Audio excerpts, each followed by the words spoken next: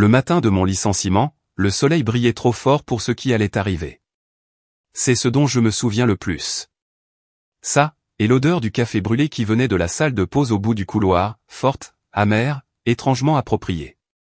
Je suis arrivé tôt, comme toujours. Mon box était encore légèrement frais, celui qui persiste dans les grands immeubles de verre avant que la climatisation ne se mette en marche. J'ai déposé mon sac sous le bureau, allumé l'écran et les regardé s'allumer. Une autre journée, une autre série de feuilles de calcul budgétaire, une autre heure à faire semblant de faire ce que j'aime encore. Laura Solutions était mon foyer depuis 8 ans.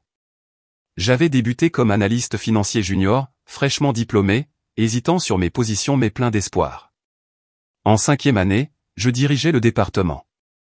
En 7e année, je gérais des comptes régionaux d'une valeur supérieure à celle de la plupart des maisons de ma région. Puis la fusion a eu lieu. On nous a annoncé une consolidation stratégique, une vision nouvelle, un avenir plus ambitieux. Je n'ai pas cru au slogan, mais j'ai souri, comme nous tous. Quel autre choix avions-nous? Notre ancien PDG, Malcolm Tran, était un homme chaleureux et racontait des histoires de guerre, un homme qui se souvenait des anniversaires et amenait son chien au bureau tous les vendredis. Il serrait la main de tout le monde, du service courrier à la salle de réunion. Mais après la fusion, il a été discrètement mis à la porte. Cassandra Vin, la nouvelle PDG, entra. Forte de ses études à Harvard, elle portait des talons hauts et une allure impeccable. Elle marchait comme si le temps lui appartenait et souriait comme si c'était facultatif. Je l'avais vue 2 fois avant ce jour-là, une fois lors d'une réunion Zoom avec toute l'équipe et une fois dans le couloir. Elle ne m'avait pas reconnu à chaque fois. Je suppose que je ne me démarquais plus. Plus pour quelqu'un comme elle. Peut-être que je ne m'étais jamais distingué. Ce matin-là, à 9h13 exactement, un email a été envoyé sur le système du bureau. Adresse obligatoire de l'entreprise, étage 6, atrium ouvert, 9h30 précise. J'ai hésité. Ce genre de message avait toujours un côté tranchant. Dans l'atrium, les gens se rassemblaient, maladroitement. Tasse à café à la main, s'efforçant d'avoir l'air décontracté. Je me tenais au fond, près de la balustrade en verre qui surplombait les toits de la ville. J'y voyais mon reflet, le visage pâle, le manque de sommeil, le regard trop attentif. Cassandra se tenait sur la marche surélevée, sa posture parfaite, sa voix claire. Dans le cadre de notre réalignement pour les objectifs du 4e trimestre, a-t-elle déclaré, nous avons pris des décisions difficiles mais nécessaires. Je n'ai même pas entendu mon nom jusqu'à ce qu'elle s'arrête et jette un coup d'œil au dossier dans ses mains. Eva Carson, dit-elle d'un ton neutre et sensillé. Merci pour votre contribution. Malheureusement, votre rôle a été impacté par la restructuration. Veuillez contacter les RH pour la suite des choses. C'était tout. Aucune explication. Aucun contexte. Juste effacé devant toute l'entreprise. Je n'avais même pas réalisé que j'avais laissé tomber mon café jusqu'à ce que j'entende le gobelet en papier tomber par terre, le liquide se répandant comme une onde sur le carrelage autour de moi. Personne n'a bougé. Personne n'a parlé. Ni Ben du service stratégie, que j'ai coaché lors de son premier pitch client. Ni Jenna des RH, qui m'a un jour appelé en pleurs parce que son petit ami m'avait trompé. Ni même Michael, qui plaisantait en disant que nous étions les cerveaux de l'équipe. Ils ont tous baissé les yeux ou détourné le regard, comme si je venais de me transformer en fumée. Cassandra est passée à autre chose, le nom suivant. Une autre personne a été supprimée. Je ne sentais plus mes jambes, mais j'ai quand même bougé. Un pas, puis un autre, chacun plus fort qu'il n'aurait dû, comme si le bâtiment voulait que tout le monde l'entende. J'atteignis le couloir, le souffle court. Ma poitrine était serrée, comme si les murs se refermaient sur moi. C'est là que je l'ai vue, Rosa, la concierge. La soixantaine, peut-être. Ses cheveux aux mèches argentées, toujours attachés en chignon. Elle poussait lentement son chariot, comme si le temps ne s'appliquait pas à elle. Rosa était le genre de personne qu'on ne remarquait pas avant d'avoir besoin d'essuie-tout ou que le micro-ondes tombe en panne. Mais elle remarquait toujours tout le monde. Elle s'est arrêtée juste devant moi. Elle n'a pas dit bonjour. Elle n'a pas demandé ce qui s'était passé. Elle a juste mis la main dans la poche latérale de son uniforme et a glissé quelque chose dans ma paume. Un petit objet cool, une clé. Il est temps, murmura-t-elle d'une voix basse mais assurée. Tu as assez attendu. Je la regardais, perplexe. Mais elle se contenta de sourire non pas avec les lèvres, mais avec quelque chose dans les yeux puis elle s'éloigna. Je me tenais là, dans ce couloir éclairé au néon, plongé dans le silence et l'atmosphère artificielle. J'avais toujours mon indemnité de départ en main. Mon poste avait disparu. Mon nom avait été prononcé comme un simple article, et pourtant, dans mon autre main, je tenais quelque chose de complètement différent, une clé. Je ne savais pas quelle porte cela ouvrait ni pourquoi Rosa l'avait. Mais je savais une chose, ce n'était pas seulement pour une serrure. C'était un début.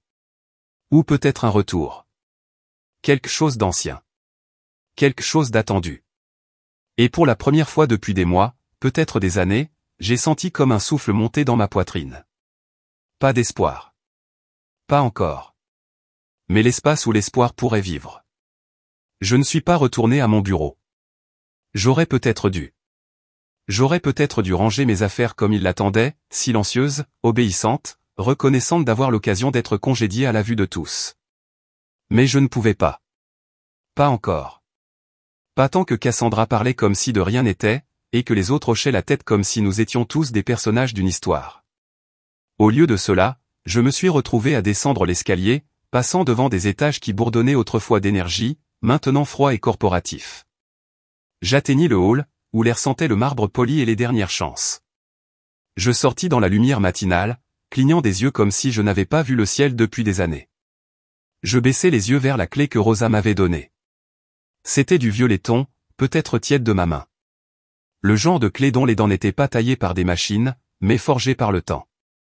Pas d'étiquette, pas de notes. Juste du poids et du silence. Je l'ai retourné entre mes doigts et j'ai réalisé quelque chose d'étrange, ce n'était pas inconnu. J'avais déjà vu cette clé. Pas exactement celle-ci, mais quelque chose de similaire, il y a des années, accrochée à un crochet derrière la porte de ma grand-mère. Elle l'appelait sa clé de secours, même si je n'ai jamais su à quelle porte elle appartenait. Après son décès, ses biens ont été divisés, donnés ou jetés. Je n'ai jamais revu la clé jusqu'à maintenant. J'ai marché sans but pendant des pâtés de maison, laissant la ville m'envelopper comme un manteau dont j'ignorais l'utilité. Les klaxons retentissaient, les téléphones sonnaient, les gens se déplaçaient avec détermination et je n'en avais aucune. Je me suis assis sur un banc devant une librairie fermée. Un pigeon est passé en boitant à mes pieds. Je l'ai regardé, engourdi.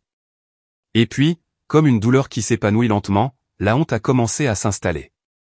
Non pas parce que j'ai perdu mon emploi ou je pense qu'une partie de moi le perdait depuis longtemps mais à cause de la façon dont cela s'est produit, du comment. Comme si j'étais une chaise dont il n'avait plus besoin. Comme si je n'étais rien. Ce bureau m'avait tant vu, mes meilleures idées, mes jours les plus difficiles. Le matin où je suis rentré les yeux rouges après avoir signé mes papiers de divorce. Les nuits tranquilles où je suis resté tard pour réparer l'erreur de quelqu'un d'autre. Les anniversaires que j'ai manqués.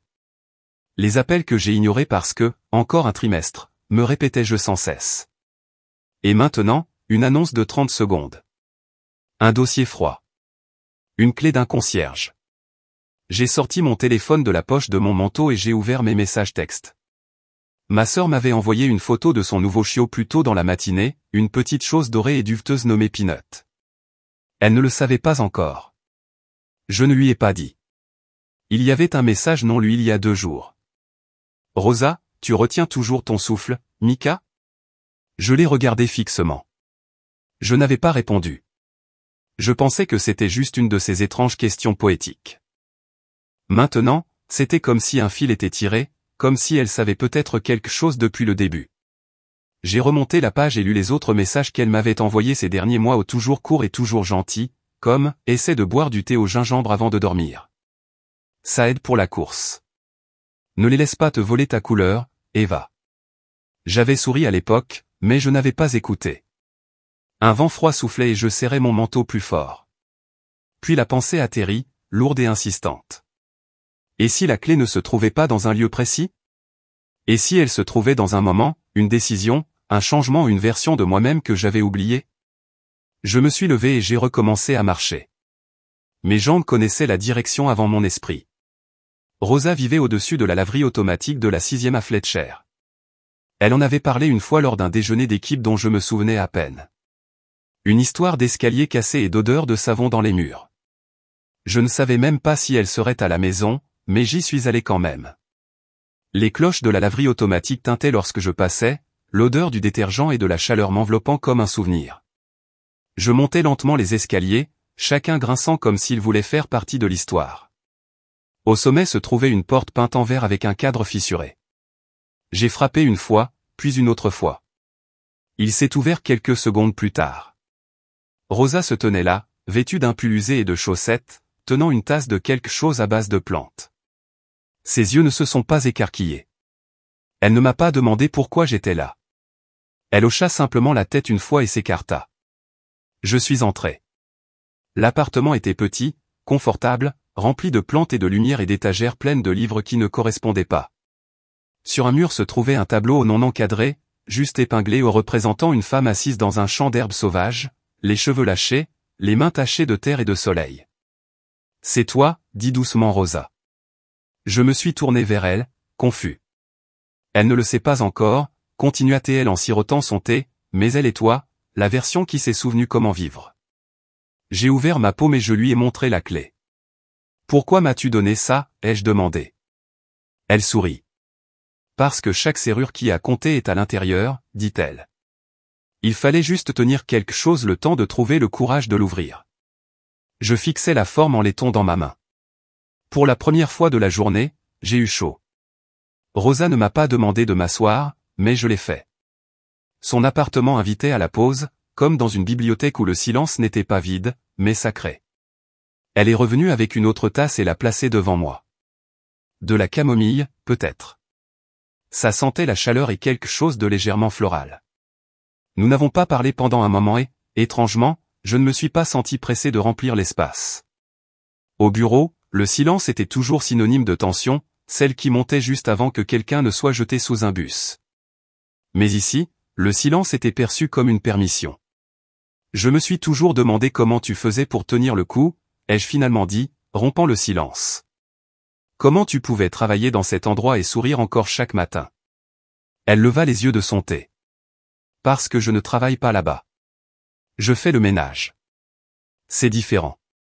J'ai laissé les mots se poser. Ils n'étaient pas défensifs, juste vrais. Elle se pencha légèrement en avant, les mains jointes.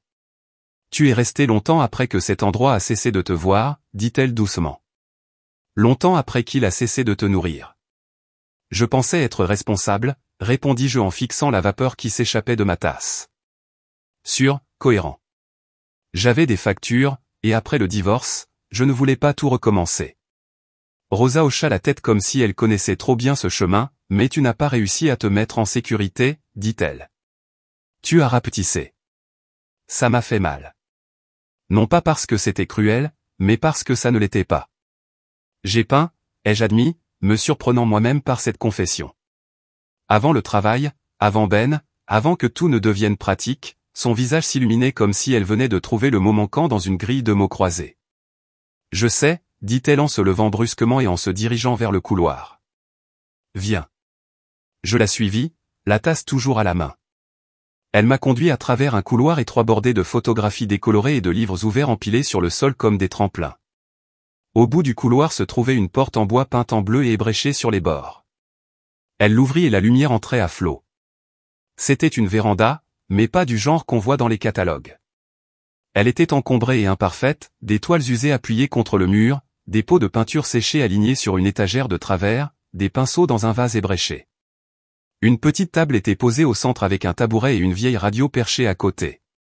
C'est ici que je viens pour me souvenir de qui je suis, dit-elle en s'approchant de la fenêtre. Elle n'est pas grande. Elle n'est pas luxueuse, mais elle est à moi. Je m'avançai plus loin. L'air sentait la térébenthine et l'huile de citron, et la lumière faisait briller tout d'un or discret. Sur le mur du fond, il y avait une série de peintures inachevées, des visages à moitié rendus, des couleurs arrêtées au milieu d'une réflexion. « Tu peins » demandai-je. Elle eut un petit rire. Numéro Lorraine. Ma sœur. J'ai juste conservé son espace tel qu'elle l'avait laissé. C'était une artiste. Rosa hocha la tête. Le meilleur genre, celui qui se fiche de qui le voit. Elle s'est retournée et m'a regardé avec quelque chose de doux mais lourd. Je pense que tu es comme elle, dit-elle. Mais tu vis comme si la seule chose qui comptait, c'était d'être digeste. J'ai cligné des yeux. digestible. C'était exactement le mot. J'ai passé des années à peaufiner mes traits pour pouvoir entrer dans des cabines et des salles de conférence, à sourire quand j'avais envie de crier, à m'excuser d'exister avec trop d'éclat. Et maintenant? Je ne sais pas quoi faire. J'ai chuchoté plus à la salle qu'à Rosa. Elle s'est approchée et a posé une main sur mon épaule. C'est parce que tu poses la mauvaise question, dit-elle. La question n'est pas quoi, mais qui. Le silence qui suivit fut pesant. Mais cette fois, je l'accueillis avec plaisir. Ce soir-là, je ne suis pas rentré tout de suite. J'ai erré dans les rues que je connaissais quand j'étais plus jeune. Passé le restaurant où j'avais l'habitude de dessiner des gens sur des serviettes en attendant la fin de mon service. Je suis passé devant la librairie où j'avais postulé pour un emploi à temps partiel et où j'avais été refusé parce que les artistes ne durent pas. Chaque coin de rue ressemblait à une miette de pain, me conduisant là où je n'avais pas osé aller. Quand je suis finalement arrivé à mon appartement, le ciel s'était assombri. J'ai enlevé mes chaussures à la porte et je me suis assis à ma table de cuisine. Les papiers de licenciement étaient toujours dans mon sac. Je ne les ai pas sortis. Au lieu de cela, j'ai ouvert le tiroir à côté du réfrigérateur, celui que je n'avais pas touché depuis des années. Tout au fond, sous un vieux menu à emporter et des coupons périmés, se trouvait un carnet de croquis. Il était plié, un peu poussiéreux, mais toujours là. J'ai passé mes doigts sur la couverture comme si c'était quelque chose de sacré. Puis je l'ai ouvert. Les premières pages étaient pleines d'esquisses, de lignes hésitantes, mais vivantes. Une femme à un arrêt de bus, une veste froissée, les mains de quelqu'un posées sur ses genoux. Et puis le vide, des pages intactes, des années intactes. Jusqu'à présent, je n'avais pas dessiné cette nuit-là. Je me suis simplement assis avec le livre sur mes genoux, comme si je tenais le souvenir d'un ami que j'avais abandonné, mais je savais que je le ferais. Bientôt, c'est arrivé. 3 jours plus tard, je n'avais pas touché à un crayon depuis presque 6 ans. Mais ce matin-là, je me suis réveillé avant mon réveil, j'ai fait du café et j'ai débarrassé le coin de ma table de cuisine comme je le faisais avant. C'était de l'instinct, peut-être une mémoire musculaire, comme si une partie de moi s'était étirée tranquillement dans le noir, attendant de l'espace. Le carnet de croquis était ouvert devant moi, sa page blanche comme un défi. Ma main tremblait légèrement lorsque je prenais le crayon à un crayon mécanique, à moitié vide, avec une poignée en caoutchouc craquelée. J'ai regardé la page pendant un long moment, ne sachant pas par où commencer. Mais finalement ma main a bougé. Pas avec intention, pas avec confiance, juste avec besoin. J'ai tracé une ligne. Ce n'était pas beau. Ce n'était même pas droit, mais c'était réel. Et cette seule ligne a ouvert quelque chose. Soudain, je me suis remis à dessiner. La tasse ébréchée dans mon évier, les plis du rideau, la courbe de ma propre épaule dans le miroir. Les dessins arrivaient par à-coups, à moitié formés et imparfaits, mais avec une urgence silencieuse qui me faisait oublier la peur. À midi, j'avais rempli 5 pages. Je n'ai rien posté, je n'ai appelé personne. J'ai continué à avancer. Cette nuit-là, Rosa m'a envoyé un texto.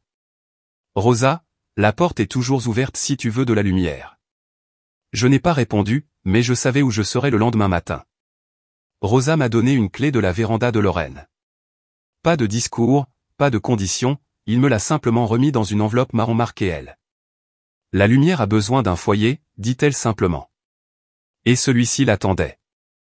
À partir de ce jour, la véranda est devenue mon rituel. Chaque matin, je quittais mon appartement à 6h30 précise. Je prenais un café dans la même épicerie de la 9e rue, pas au même caissier endormi, et je marchais les 6 pâtés de maison jusqu'à l'immeuble de Rosa. Les employés de la laverie se sont habitués à me voir. Certains souriaient, d'autres hochaient simplement la tête, comme si je devenais un habitué d'un monde dont j'ignorais l'existence.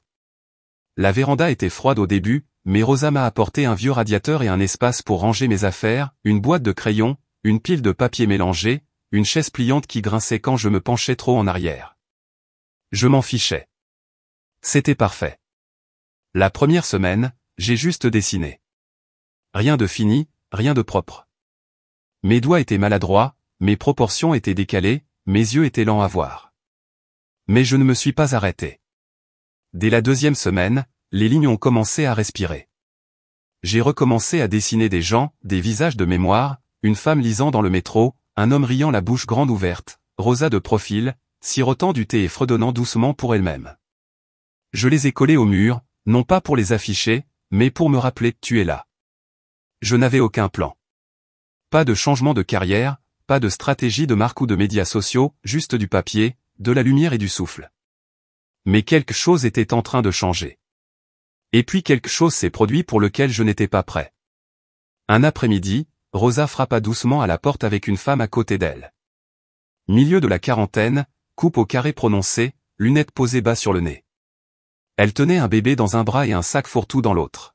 « Voici Leia », dit Rosa. « C'est ma nièce. » Leia sourit, fatiguée et chaleureuse.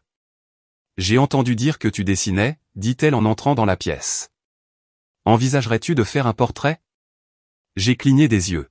« Un portrait de lui », dit-elle en désignant le bébé d'un signe de tête, qui mâchait maintenant sa manche. « Juste un petit cadeau. Je peux payer. Je veux juste me souvenir de cet âge avant qu'il ne disparaisse. » J'ai failli dire non. La peur surgit rapidement, brusquement, familièrement. Et si ce n'était pas assez bien? Et si elle regrettait d'avoir demandé? Mais ensuite j'ai vu Rosa derrière elle, qui me regardait. Pas avec attente, juste avec immobilité. Et j'ai dit oui. Cela a pris 3 jours. J'ai travaillé tranquillement, ajustant les lignes, étudiant la forme douce de la joue du bébé à partir de la photo de référence qui m'avait été envoyée par email. J'ai utilisé du fusain et des pastels, en mélangeant jusqu'à ce que les taches ressemblent à du souffle. Quand je le lui ai tendu, elle l'a regardé en silence. « Oh » murmura-t-elle en clignant rapidement des yeux. « C'est lui. » Elle m'a mis un billet de $50 dans la main et m'a serré dans ses bras avant de partir. Cette nuit-là, j'ai pleuré, non pas à cause de l'argent, mais parce que j'avais créé quelque chose qui comptait, quelque chose de réel. Et le lendemain matin, je suis retourné dans la véranda et j'ai épinglé ce croquis à côté de la fenêtre. Non pas comme un trophée, mais comme un début. Le portrait de Leia était la première chose pour laquelle j'ai été payé depuis presque 1 mois. Ce n'était pas grand-chose, pas selon les normes d'une entreprise, juste $50 pliés dans ma paume, mais c'était comme de l'oxygène. Ce n'était pas une question d'argent. Il s'agissait de l'échange. Quelqu'un avait à nouveau vu de la valeur dans mes mains. La nouvelle s'est répandue de manière modeste et surprenante. Leia l'a dit à son ami d'un groupe de parents, qui m'a envoyé un message pour un croquis de ses jumeaux. Une voisine de Rosa a demandé un dessin au fusain de son défunt mari à partir d'une vieille photographie. Un barista du café du rez-de-chaussée m'a arrêté dans la laverie pour me demander si j'avais déjà réalisé des peintures murales. À la fin du mois, j'avais reçu 4 petites commandes et un message vocal d'un studio de yoga local à la recherche d'œuvres d'art pour leur hall d'entrée. J'étais abasourdi. Pendant des années, j'ai défini ma valeur par des indicateurs et des échelles de salaire, des évaluations de performance, des rapports d'efficacité, des titres et des emails estampillés envoyés depuis mon iPhone comme un signe de stress. Mais là, j'étais sans rien de tout ça.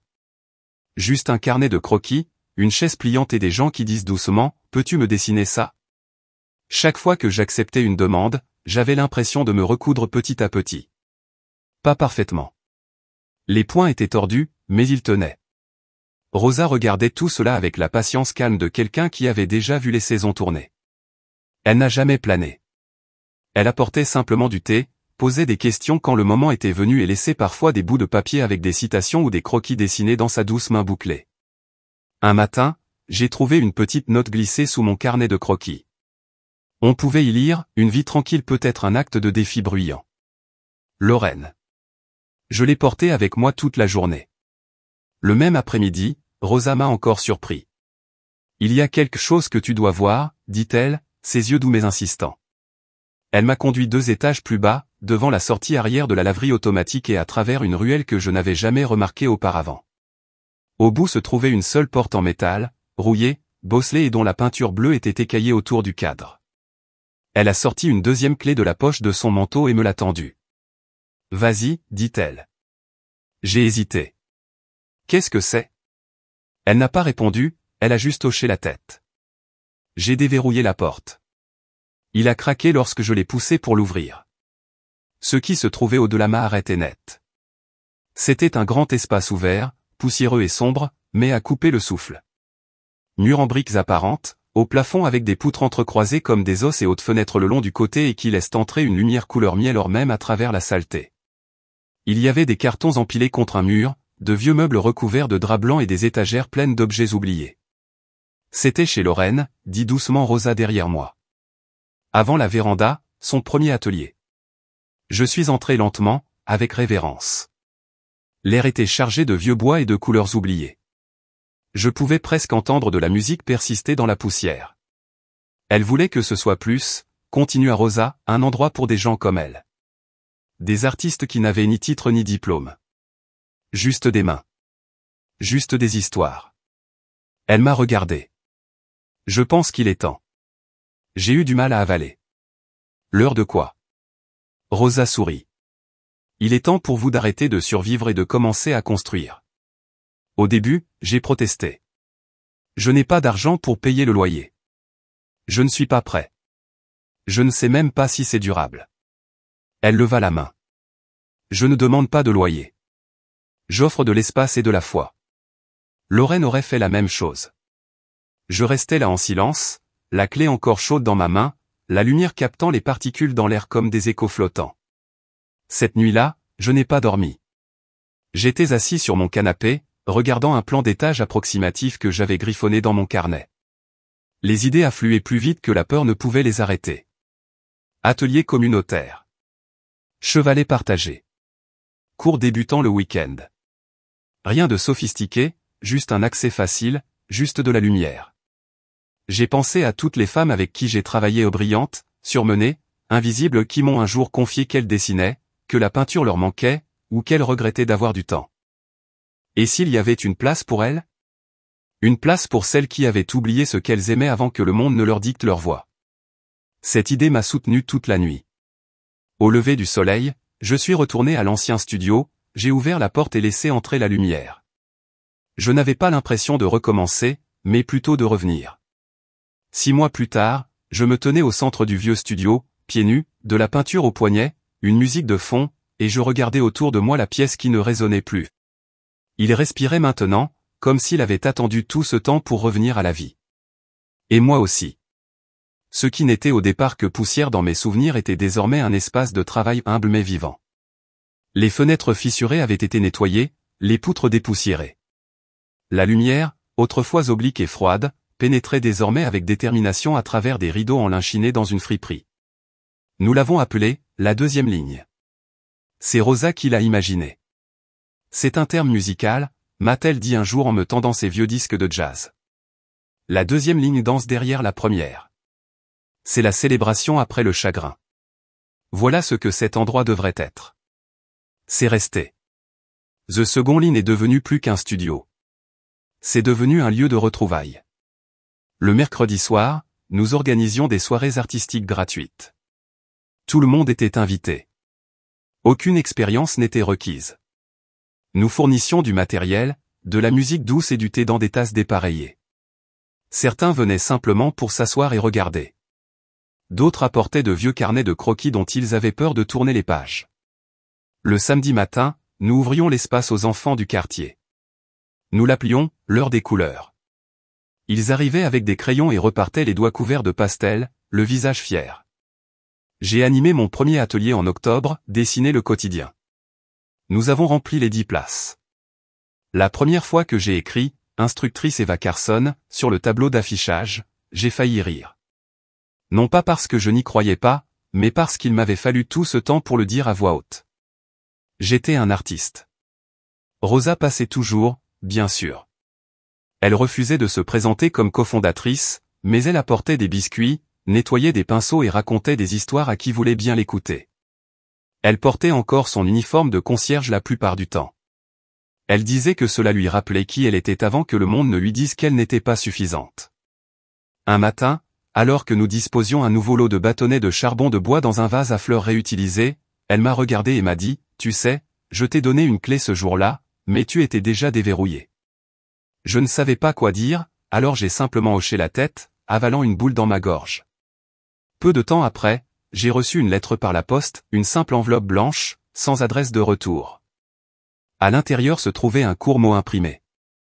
Mademoiselle Carson, conformément aux termes de votre convention de départ, veuillez noter que votre clause de non-concurrence de 6 mois a expiré. Nous vous souhaitons bonne chance dans vos projets futurs.